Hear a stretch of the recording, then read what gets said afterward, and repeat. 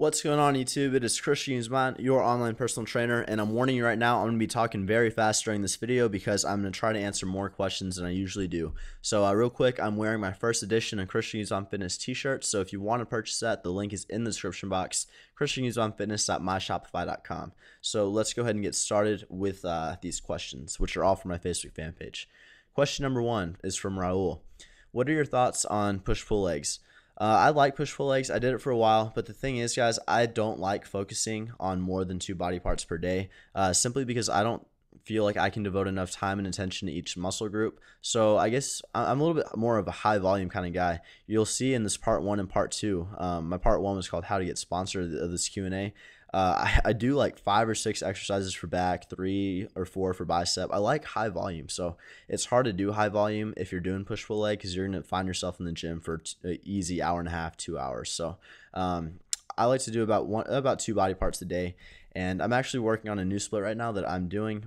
This footage isn't on my new split, but I'm very excited to share it with you guys. It's very unique. I don't see any other YouTuber doing anything like it, so I can't wait to share it with y'all. But yeah, so push-pull legs is all right. It's good for overall development. It's just I like more attention to each muscle group. Question number 2. Let's see. Richard asks, can you explain the theory behind carb cycling? Carb cycling, in my opinion, is a waste of time, honestly, guys. I'd much rather prefer having a set number of macros or calories I'm aiming for, hitting those macros, and then maybe once a week have a refeed day, or once every week and a half to 2 weeks go have a cheat meal. Personally, I prefer a cheat meal because I'm not a robot and I don't want to be counting all my food every single day of my life, especially if I'm having kind of like not a free day, but a little kind of give me a little bit of wiggle room. I'm going to go have a cheat meal, not count all my macros every single day. So that's just me, guys. I mean, I'm not saying it's right or wrong. I just would rather have a cheat meal as opposed to doing a refeed day. Next question. It's just simpler and more to the average public, to the majority of society. I feel like most people would enjoy a cheat meal a little bit better, just to take some stress off of the mind. Let me see. Should I be taking creatine while cutting? Yes, you should. Creatine is going to help with your power output and also strength. So it's going to give you that little burst of energy towards the end of your set. So it's not going to hinder your fat loss. Okay. You can take creatine and lose fat just as fast as you would if you're not taking creatine. Next question, again, that all depends on your diet and training program and cardio. So next question, what kind of program did you use when you trained for strength? I've never really trained for strength per se, but for my first 3 years of training, 14, 15, 16, and I think even 17 years old, I was doing it's called sports performance. So yeah, we would do kind of like strength bench press and squats, but then we would do a lot of agility work. So if you want to call that strength training, we just followed the coach's orders every single day. So we worked off a max number. So say our max on squats was 300 pounds. He would call out, all right, guys, squats, we're going 70% for 5 reps, 80% for 5 reps, 85% for 3 reps. So we would kind of go in like a little circuit. And yeah, that's how that worked. We just listened to the coach. Next thing. But we did a lot of, honestly, it was either 8 reps, 5 reps, or 3 reps. We never went any higher than 8. And unless we were maxing out, we never went any lower than 3. So next question, how can I lose body fat? You got to get in a caloric deficit, do your cardio, and have enough protein to maintain your muscle mass and possibly gain muscle mass if you are a beginner. Man, I'm going pretty quick.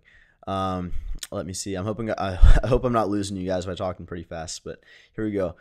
How many years have you practiced bodybuilding? I started, I guess, quote unquote, bodybuilding after that whole sports performance thing. So say I was 17 years old, I believe. So 17 and a half, we'll say, to 18, 19, about 3.5, 4 years. I'm almost 21. So my birthday's in February. So yeah, from 17 to 23 years, almost 4 years coming up. Do you go out and celebrate? That's a good question. A lot of you guys ask me, do I drink? Do I do this and all that stuff?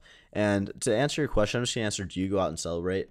If I personally have been striving towards a goal for a prolonged period of time, and I finally, after trials and tribulations and hardships, reach that goal and overcome something, then yes, I'll go celebrate. But am I going to go celebrate so-and-so's friend's cousin's 21st birthday? No.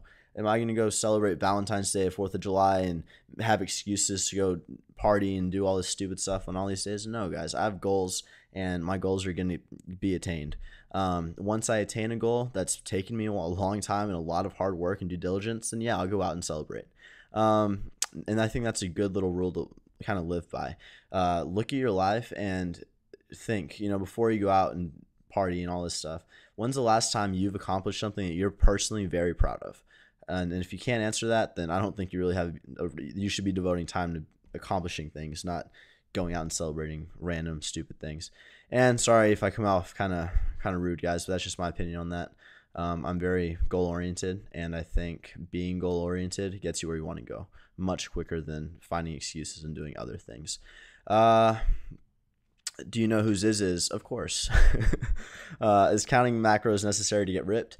That's kind of no, it's not necessary. Counting calories is going to get you to lose weight, but I think counting macros is a little bit more precise. So if you're looking to go from, say, like 8 to 5% body fat, you're probably going to have to count your macros just so you can know where to make adjustments. Different people respond to different things, meaning some people need a little bit higher fat, lower carb of a diet. Some people need moderate carb, moderate fat. Some people lose fat just fine on high carb and low fat. I'm one of those people. I take in about a good amount of carbs, and I keep my fats pretty low. Fats are usually around 50 to 55, so that is pretty low.